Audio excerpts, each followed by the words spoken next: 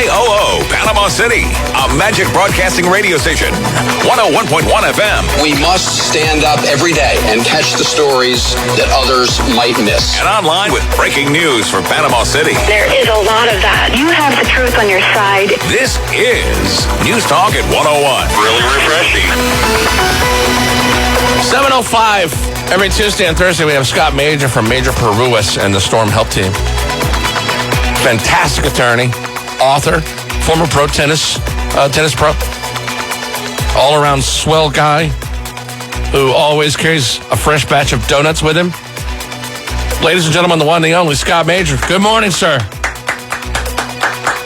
How you doing, pal? I'm doing great. How are you? I'm fantastic. No complaints. We're getting more and more people, their money. It's a very exciting time when you can get people their money after they've waited nearly a year to get it, and we're very proud of that. I'm going to swing back around to that in a second, but I did want to get your take on one of the big issues of the day, and I feel like I can't pass the chance up to get your take on this. Overnight, there was a slew. Excuse me, my allergies are kicking me today. There was a slew of swing district Democrats that have now thrown their support en masse into impeachment of Donald Trump. And the issue at hand is to whether or not Trump personally ordered the White House chief to freeze what I think was like $350, $400 million of aid to go to the Ukraine just before he started to press the new Ukrainian president to investigate Joe Biden's kid, Hunter. Now, I want to get your basic take on that. Instead of asking you separate questions, I just want to blanketly get your take, Scott. Sure. You can start with the facts, and the facts are that the Ukrainian president has denied any such allegation. And what's unfortunate about this is the Democratic Party, and I wish this wasn't so I don't want it to sound critical, but is spending less time trying to provide what its platform is, that is, what its solutions are for continuing our economic growth and getting more jobs for people and helping out the homeless who are all over San Francisco and other major cities, helping out reduce crime in areas, would rather grab on to the flavor of the month, this time an apparent or alleged whistleblower complaint, which, by the way, as a matter of law, fails, and I'll explain that in a minute, in order to trump up, no pun intended, allegations about impeachment. In the end, this will fail as every other ludicrous campaign fails, because it is based on a group of minority lunatics who are trying to speak for all the Democratic Party.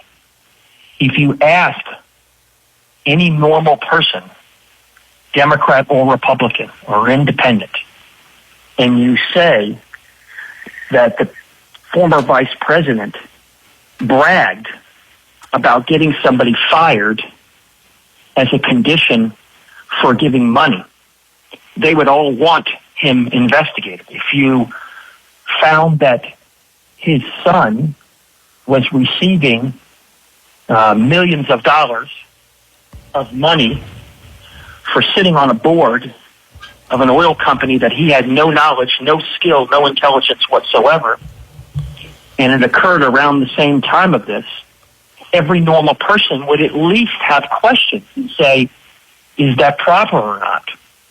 Now, whether it's proper or not, people can debate about, but the idea that somehow Trump would make up some sort of fight that he doesn't need to make when it has already been admitted by Biden and his son is, first of all, silly. Secondly, the concept of this whistleblower complaint, so you understand, the whistleblower statutes, both in the intel community and otherwise, allow for someone to report, to essentially blow the whistle on a superior without penalty.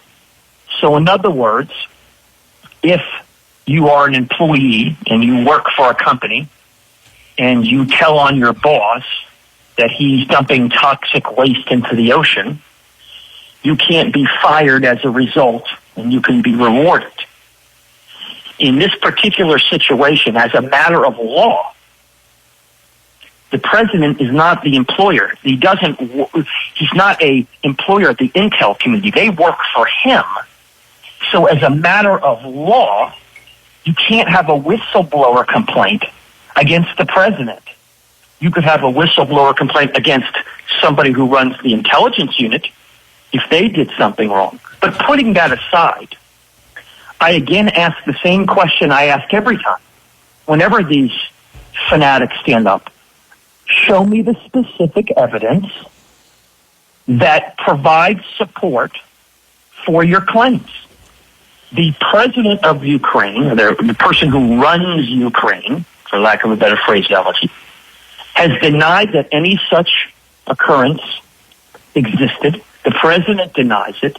There's no credible evidence to support that.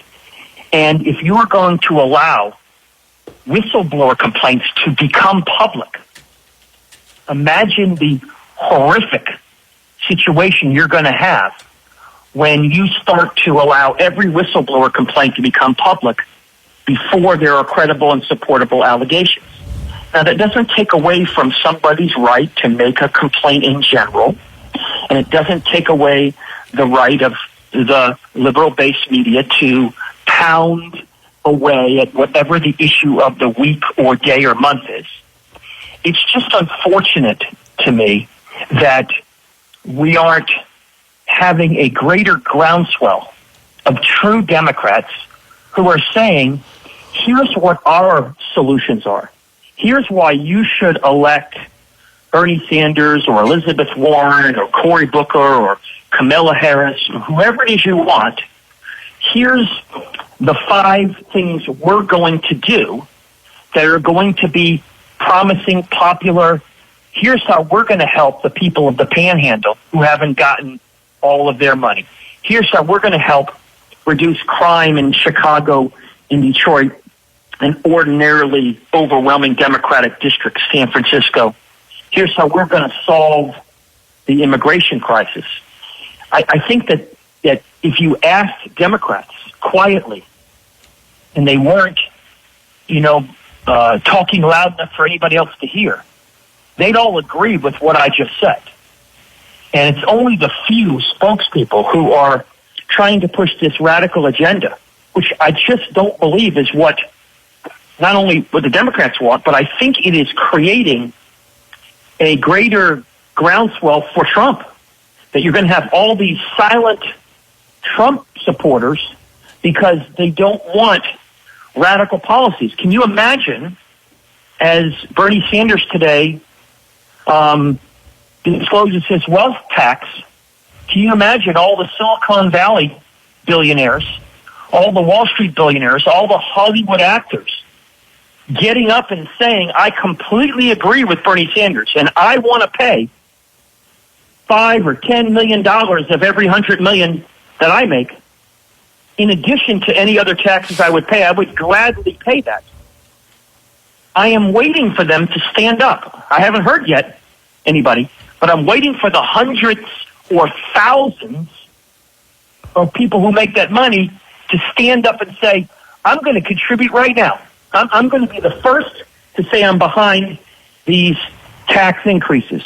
And the reason why they're not doing that is because they don't believe in them. And the reason why they're not doing that is while they might be anti-Trump, whatever that means, I'm not even sure what that means. They just don't like the man. They obviously can't disagree with his policies. The reality is that this is a truly unfortunate situation. Every person should be worried about corruption. Every person should be worried about a vice presidential candidate who admits that he essentially extorted someone. Now, whether or not you think that's a crime or not, or whether you think that is bad or not, you can't deny the statements of Biden. You can't deny that Biden said he never spoke to his son, and his son has already testified he spoke to his dad about this investment and what he's getting. So it's just troubling, and it's just sad that everything turns political and everything is spun in a way that is toward this so-called impeachment, which I think does a disservice to the Democrats, who a lot of them have just wonderful, unique views that may be contrary to certain Republicans, but they have to hide in the closet and not tell anybody their views. People on campus, on college campuses around the country, can't speak. Is this what we want to teach our children? That the idea is if you speak up and you just tell us your views, that you'll be banned from the campus? Not physically, but psychologically. Is this what we want to teach, our youth that are watching these television shows or that are hearing about the biased internet searches or whatever that is? I mean, we all want to support the Facebooks and the Googles and the internet-based search because it provides access to information, which is wonderful.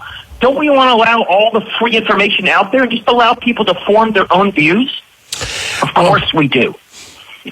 Yeah, it's back to one of the things you said in the beginning, and you always say that, and I sit and smile as you're saying it because I so agree that you have a lot of the Democrats who are just emotionally in the only impact that the only thing that they're trying to focus on with a laser eye is the emotion.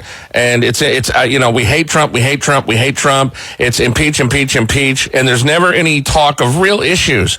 I can't remember the last time that I saw a Democrat on the news, and the liberal media has control. There are numbers that were out last week. I don't want to get too long-winded here, but I do want to get this point across. They did a thing where they went through all of the news media and documented how many hours anybody with Donald Trump and all the Democratic candidates, all of them, and how much media time they got. Donald Trump by far had about 95% of the media coverage. You've got candidates that are running for the president, Joe Biden, Bernie Sanders, Kamala Harris, Lizzie Warren, that are not getting any play because they're not talking about anything. They're all the only thing that they can be concerned with is to try to impeach Trump. Now, back to that. This is a big if there were anything like that were said on that phone call, what is the law? Do we get a chance to see that, hear that, know what was in it? Or is it the White House's prerogative to say, no, we're not going to release that information? I don't know the answer to that. The answer is they do not have to release the information. The very basis of these whistleblower-style complaints or anonymous complaints are that they are protected confidentially. Now, if there is a further investigation, a certain committee will be able to hear that information and determine its relative credibility and whether or not it's going to be used in the future. But I really wonder whether or not the Democrats really want this to be exposed. Do they really want to put a light on whether Biden or his son engaged in improper activity? Yeah. And whether or not Trump was saving America by making sure that this didn't occur. I mean, I just wonder, even if you think there's bad press or bad blood to the president, he's not guilty of treason. He's not going to be impeached, for the things that Biden is admitting under oath, admitting in television that he did. So I just wonder, whether or not a lot of this is just more fodder to rally up the radicals rather than true issue development and true strategy.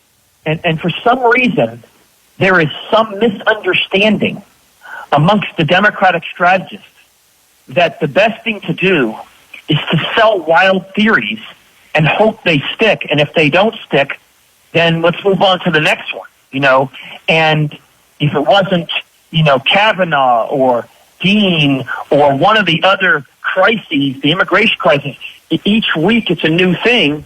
Instead of, if I were them, I would spend more time talking about their platform. And I'll tell you, I think this plays into Trump's hands, and I think it works against the radicals. I mean, you have Nadler and running this impeachment, investigation, he thinks, which won't go anywhere as a matter of policy and as a matter of structure with the Congress. And you have Adam Schiff who's saying, I will withhold money from the intelligence community unless they break the law and give me information that I think I deserve. Somehow that's okay, but a president investigating a potential illegal act is somehow treason. So, again, I think it's more in the bigger macro picture. It's more about the warping of our fabric and the warping of views and the militancy of getting enough people angry that they hope that anger will sell the day. And I'm telling you, statistics have shown, history has shown, anger never really wins. It only, hypes up the mob, but it never really wins because people don't enjoy being angry. They don't enjoy getting up every day and hating. And so I think that we just have to understand that this will blow over and there'll be another crisis. Remember how every day it was crisis at the border? Every day. Right. Now all of a sudden there's no crisis at the border? Right. I mean, now all of a sudden it's not even in the news? Yeah. I thought it was the worst thing in the world. Scott Mager with us. Got to take a break. Scott Mager from Mager Peruis and the Storm Help Team. I just had to get his take on. I knew he would have a great take on Ukraine, the Trump impeachment. More to come with Mr. Mager next. Stand by. This is better than anything else on the air in the mornings in Panama City. Hear that? Maybe he's not so great. Maybe he sucks. More with Kramer in the morning. Next on NewsTalk at 101. The phone lines are open. 850-233-9988. You aren't afraid of a little talk show host now, are you? This is the Kramer Show on NewsTalk at 101. Scott Mager from Mager Peruis and the Storm Help Team with us today. Been here for coming up on a year. Can you believe it? Helping people, and one of the mottos of Scott Mager is to the insurance company is show me the money. Show me the money. Not some of the money. I want all the money that I deserve, that I'm owed. Bring it. Scott Mager, welcome to the show. Scott Mager from Mager Peruis and the Storm Help Team. 850-233-9988. I was driving around in some, actually, it's funny because my son is 15, and we had to go to Home Depot like 35 times over the weekend, and every time we had to go, he'd say, Dad, can I drive? And I'm like, oh, okay. Makes me a nervous wreck, but he drove, and I started to be able to look around and see things that I don't normally get to see because I'm always driving. And we went down a couple of roads, and again, I'm just amazed at how many structures there are, people's homes that are still damaged. I cannot tell you how many people that I haven't noticed in my own little neighborhood that are living in campers or living in tents, like kind of under their garage. People that have backed up the camper into the garage and like enclosed it. There is still a lot of people here hurting. There's no doubt about it. And as we have said from the beginning, it is so important to get the proper legal counsel involved. I have demonstrated that time and time again in every storm I've ever been involved with. Hurricane Michael is no exception. In fact, I'm probably more successful with Hurricane Michael than the other storms because people recognize that if they don't pay, that is, when I refer to people as the insurance companies don't pay, there are significant and severe consequences. And I am having situations where the insurance companies having to pay the entire amount of money and then having to pay all of my attorney's fees. So the client ends up with no fee, or the client ends up with an extremely small fee. And just imagine if they hadn't listened to the rumor mongers at the very first 1, 2, 3, 5 months of this stuff, and they had hired me at the very beginning, how much happier they'd be. And so I tell every listener out there, whoever you know, I'm telling you that if you want to get your money, if you want to get results, if you want to maximize your recovery, you are well served to get the best lawyers you can who will get results. I mean, we are getting every day, we get calls from insurance companies literally begging us to settle. And however tragic that sounds in the sense of why didn't they do that at the beginning, it proves what I've said since day one, that if you get the right lawyer who has a good reputation, what happens is that the insurance companies want to resolve these claims because they realize they're going to have to pay a much higher penalty if they don't pay in a timely fashion and they don't pay appropriately. And insurance companies are seeing this, and that is why there is a groundswell of trying to resolve a lot of these claims because they're almost indefensible. And I'm encouraging everybody who hasn't been fully paid to get fully paid. That's what you pay for your insurance. That's what you paid your premiums for every month.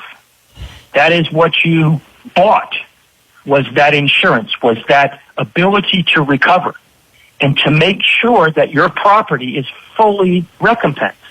You are fixed or at least evaluated, that your door openings, your internal structure, your places that aren't necessarily obvious to you have been inspected to make sure that a year from now or when the next storm comes, you don't have problems that an insurance company says you should have fixed those to begin with. If you've been partially paid, you can continue to file a supplemental claim to get the rest of your money. But I am urging people to get the right information to make sure they're maximizing the benefit of their claim. Caller, you sit tight. Scott Mager is with us. If you want to get on the air, 850-233-9988. 850-233-9988. I'm going to get some calls coming up, and I also want to ask Scott about PA firms that are not having any luck. All right, stand by. More to come with Scott Mager.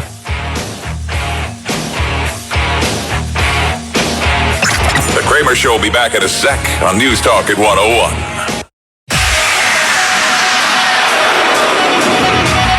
Finally, a morning show from this century. The Kramer Show is back on News Talk at 101. Scott Mager's with us today. Scott Mager from Mager Peruis and the Storm Help Team. Taking your phone calls. If you got something you want to bring up on the air, you want to pick his brain, 850-233-9988. Scott Mager is one of the premier attorneys in the entire state of Florida that works on this side of the law to help, victims after natural disasters like a hurricane. And he began his career, I think you said you began your career on the other side. You worked for one of the nation's largest insurance companies as an attorney. Was that how you started your career, Scott? Actually, interestingly enough, I started my career representing victims on the plaintiff side. The insurance company was getting beaten so badly, they essentially contacted me to work for them. I went in and started working for them to explain to them how they should change their procedures to be a little bit more sympathetic and to approach the way they defend these cases in a more civilized way. Worked with them for a period of time, and then went back to representing victims. A lot of my, I've made some amazing friends that are public adjusters since the storm, and I didn't know a whole lot about that industry. I didn't know a lot about the law. And, a couple of them endeared themselves. They came in, and were on the air. And I learned a lot about their industry and it really made some fantastic, strong friendships. I want to make that clear. And I believe in what the good ones are doing. I wholeheartedly still believe in what they're doing. Having said that, I have heard a lot of feedback from the audience over the past many months about some public adjusters, and this is not to cast, I would never say all lawyers are bad. I would never say all public adjusters are bad, anything like that. So that's not what I'm trying to do. What I am saying is that, and there are bad attorneys, let's face it. There are some bad public adjusters. And I got a phone call last week from a gentleman who was talking about a public adjusting firm who not only was not helping him, but was making a mockery of the whole procedure. And he was sitting there telling me this stuff on the phone, and I couldn't get over it. And without getting into specifics, then I contacted Scott Mager, and I said, look, this guy, his story is crazy. You should, talk to him. And I told him, I gave him your number and all that stuff. Having said that, is it that these companies are just getting frustrated, some of these public adjusting firms, and they're kind of flailing a little bit out of control? What's happening? What's going on? Sure. Whether it is a public adjuster or a roofer or a lawyer, the biggest problems that they've had is a lot of them took on too many claims and could not handle the volume. A lot of them hired support staff that were not necessarily as competent as they were. A lot of them, aren't as skilled. And so maybe you learned on the job from this storm or a prior storm and may not have the skill. Obviously, none of them could file lawsuits. So it creates a problem after you make promises to your client that you're going to get them all this money really quickly and they shouldn't have to hire a lawyer, and lawyers are terrible and more expensive than them and all that other nonsense. They then go out and start having problems, and then people start complaining, and they don't know how to handle those complaints. That's the first problem. The second problem, when you deal with, say, roofers or contractors, a lot of them came in from out of town, or even the ones that were in town. Again, took on too many jobs, started hiring crews below them that were not competent or that they had not worked with before. So the quality of the work was not the same. The quality of the worker was not the same. And they were not finishing projects, or they were doing projects in a manner that was less than scrupulous or less than honorable, which created problems for people. As it came to lawyers, there are lots of lawyers out there that claim that they know what they're doing in this first-party world, and they absolutely do not. And there are lots of law firms that even advertise that have gone into this area that are not the same skill set level as some other lawyers. And so as a consumer, you don't know what a public adjuster does or doesn't do. You don't know what a lawyer does or doesn't do. So it's hard for you as the consumer to judge what's happening until you're upside down in the situation and contractually involved in a situation that creates problems. Now, fortunately, in the legal world, you can hire a new lawyer instantaneously. In some of these other situations, it becomes more complicated. Caller, you're up with Scott Mager from Mager Peruis and the Storm Help Team. Go ahead. Morning, Mr. Mager. I'd like to get your opinion. How you doing today? Please. Doing good. Finer than frogs there. What did? Yeah. On a couple of days ago, the commissioner of insurance, I think, anyway, the guy that runs the insurance and does investigations here in the state of Florida, he was praising the insurance companies on how well they had reacted. Said there were three. Who was that? Or who was it? It's the guy that it's the head guy for insurance here in the state of Florida. I call him the insurance commissioner, but it comes out of Tallahassee. Yeah. And he was praising the insurance companies, saying they only had 3,000 some odd outstanding claims. And just praising them. But he said the insurance companies are now lobbying Tallahassee because they had to pay out too much money to attorneys, and they had tried their best to get everything paid. And if you caught that, sir, I'd like to get your opinion on that, if I could. Sure. There's a running lobbying effort that has been going on for quite some time. It's getting stronger to eliminate rights of attorneys to recover fees, because this way the insurance companies would be able to then deny claims and you would have virtually no remedy, because no lawyer would take your claim unless it was a high-level claim. And so they want to find ways to cap attorney's fees. It's unfortunate. It would be terrible if they did that. And hopefully consumers will stand up and move against these lobbies, and the public adjusting firms and other major entities that can fight them would fight them. But I can tell you that your only remedy right now is an attorney. And I can just urge everyone that they make sure that they get the right people in place. No one is disputing that the insurance companies have done a bang-up job of paying a lot of claims. They absolutely have paid a lot of claims. We're not disputing what they have done. We're merely acutely calling attention to situations where they're not paying amounts of money that they should be paying. And it seems to be not one or two, but it seems to be hundreds or thousands of people that aren't getting paid their full amount. As to the people who purportedly resolved their claims that the insurance company is bragging about, one needs to understand whether or not those people were fully paid. And if they were, then great. Nobody's disputing the hundreds of millions of dollars that are expended by the insurance industry to pay catastrophic claims. The real issue is, just because you do something wonderful doesn't mean that that excuses you from performing. And we shouldn't have to worry about attorneys filing lawsuits, because insurance companies should just pay their claims. And if they pay their claims, they don't need to worry about an attorney's fee provision in a statute. I think the biggest problem here is we've called attention to, and the Panhandle has seen that firsthand, very much like South Florida has seen it for decades, that unfortunately there are some insurance companies and some agents that don't pay and view it as a profitable mechanism that really works, that people take less money or end up giving up in many of these claims.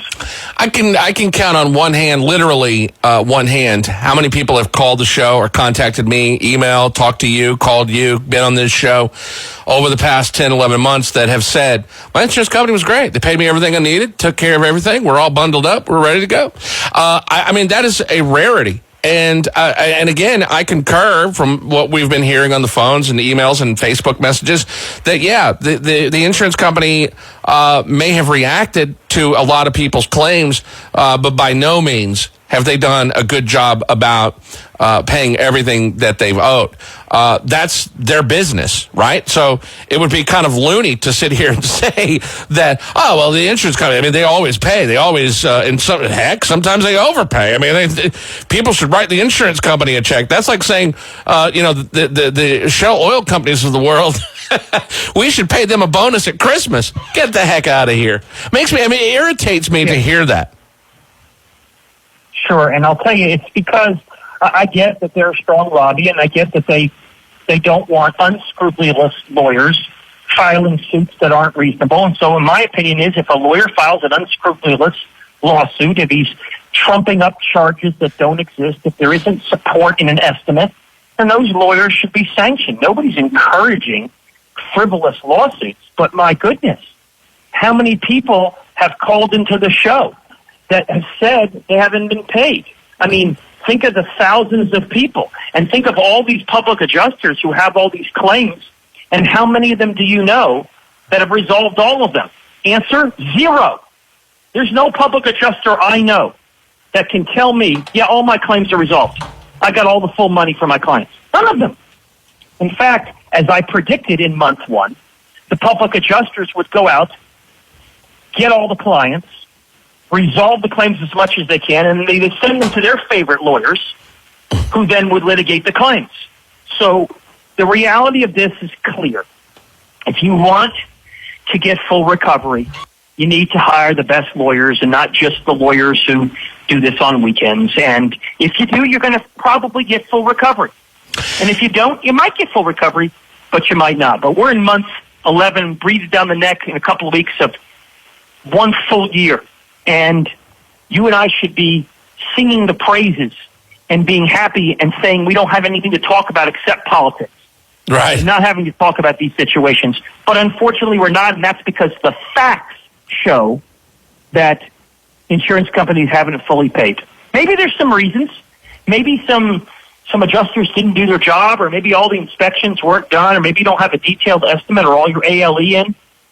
But that seems to be the minority based on your and my experience with talking to hundreds, if not thousands of people who seem to be complaining that they're not being fully paid, or they're not being paid, and we're in month 11, we're breathing down the neck of a year of waiting for the insurance company to pay. You just told me you got people living in campers still. And I believe that those people are not people without insurance. They are people who have not been fully paid. Scott Mager, 844-800-LAWS, 844-800-LAWS to contact him. Caller, you're up with Scott Mager. Hey, Scott. I'm one of those minority people, very few. They didn't really have much to stand on now. Total loss, got paid out everything. The problem is, though, like on a complete rebuild, I know Florida has the 25% and 50% for your O&L. It costs way more to rebuild. How? Yes. But they're dragging their feet on that payout, man. Like, what's a house if you can't, afford on the cost you incurred to afford to put anything in it? You know what I mean? And I'm having trouble getting that. Is that a supplemental claim? Yeah, if they're not paying you in a timely fashion, then there are not only interest charges, but the insurance company can be found to be in bad faith, and it's as if they're not paying you if they're not timely paying you.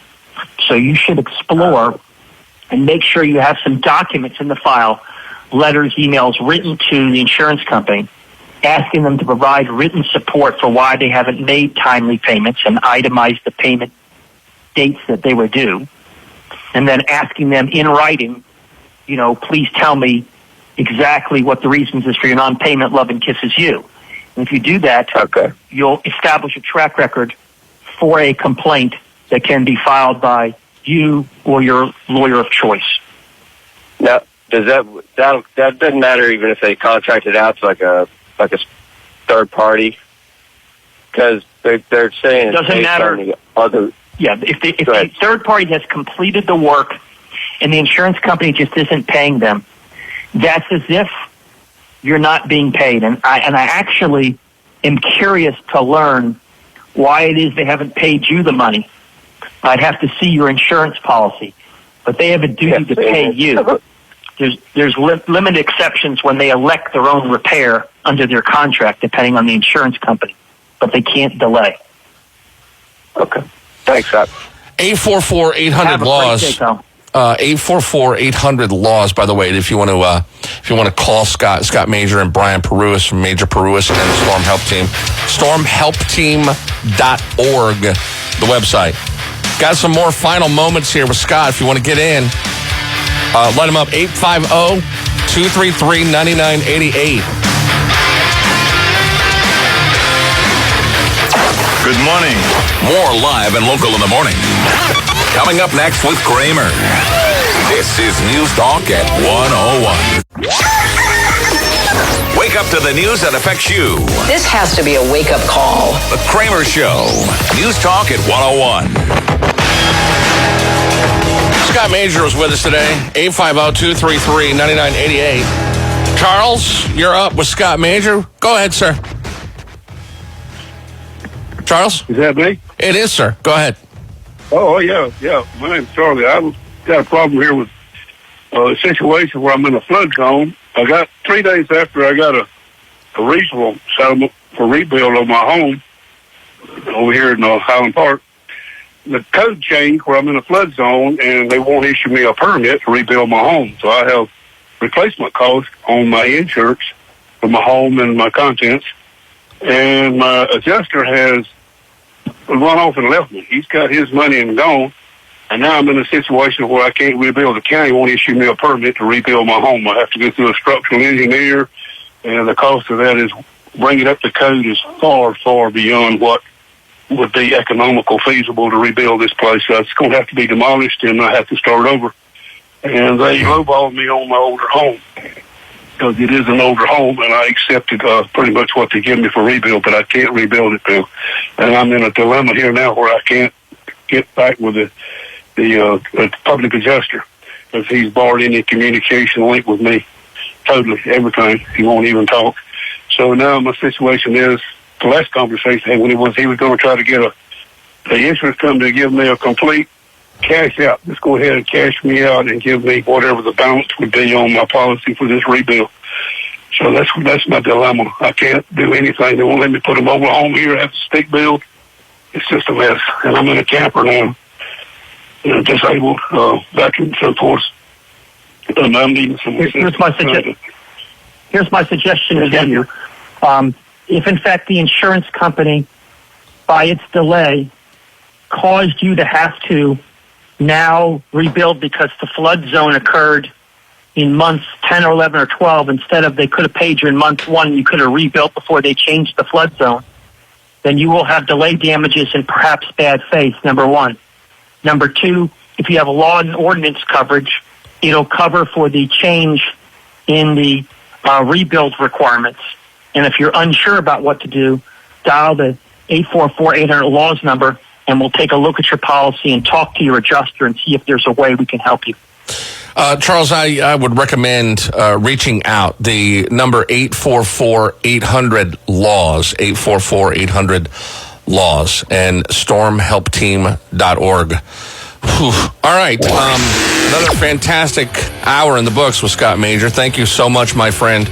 Appreciate you being on. Hey, thanks. Go ahead, Thanks sir. so much for everything you do and for the community. We really appreciate it. Hope you have a great week.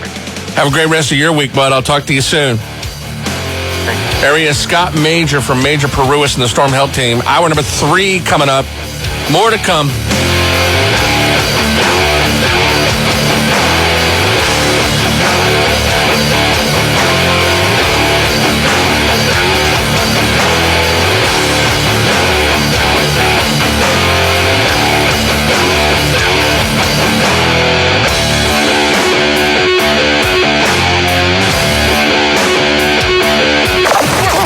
This is live and local morning radio. This is Kramer. 5, 4, 3, 2, 1.